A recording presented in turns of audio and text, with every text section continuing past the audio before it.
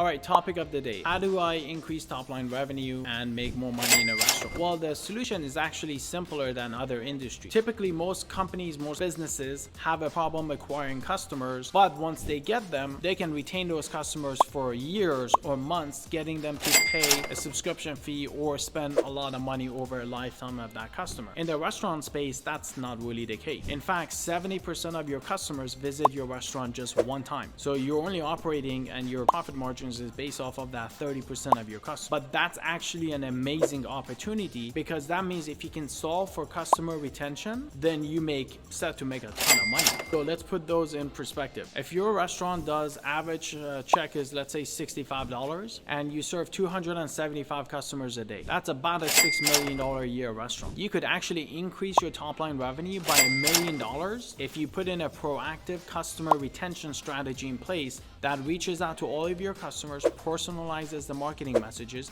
and only gets 15% of them to make one extra visit a year.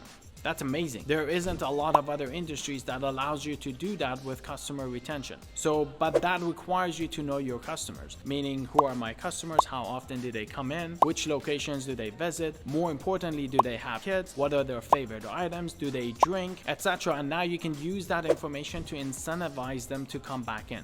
And by the way, when we say incentives, we don't mean discounting, couponing. You don't want to do that. You don't want to constantly devalue your brand and always train the customer to come in when there are coupons available and when you're discounting your food. That's not the right way to do it. The proper way is, again, use the data that you have about the customer in order to give them a reason to come back in or nudge them.